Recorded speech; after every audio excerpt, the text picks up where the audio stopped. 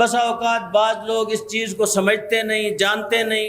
نہ سمجھے میں منافق بن جاتے ہیں۔ بسا اوقات کیا ہے، سوچی سمجھی سازش کے تحت وہ آتے ہیں، منافقت کرتے ہیں، منافقت کے درجے پہ فائز ہو جاتے ہیں۔ تو یاد رکھیں کہ منافق نمازی بھی ہوگا،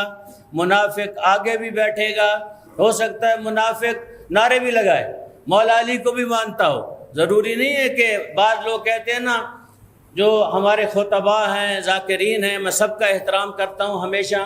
نماز میں آخر جمعہ میں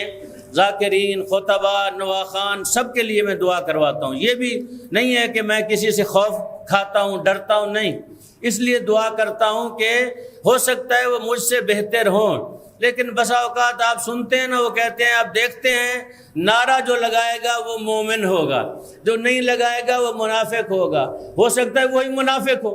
جو نعرہ لگا رہا ہے، نزدیک ہونا چاہتا ہے مومنین کو کھوکھلا کرنا چاہتا ہے، مومنین کو خراب کرنا چاہتا ہے۔ ہم نے دیکھا اسی لاہور کے اندر بھی بعض ایسے لوگ ہیں جو نفاق کے درجے پہ فائز ہیں، لیکن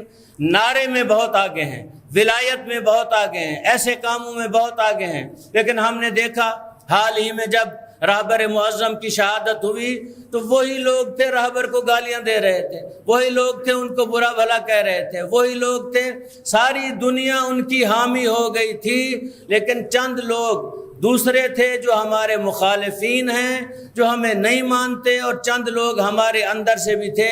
جو نعرے لگا رہے تھے، خلاف باتیں کر رہے تھے، کہہ رہے تھے کہ کس نے کہا ہے کہ یہ شہید ہو گئے ہیں۔ تو لہٰذا ایسے لوگوں کو ہمیں پہچاننا چاہیے کہ یہی لوگ ہمارے اندر رہتے ہیں اور پھر نفاق کے درجے پہ بھی فائز ہوتے ہیں۔ پھر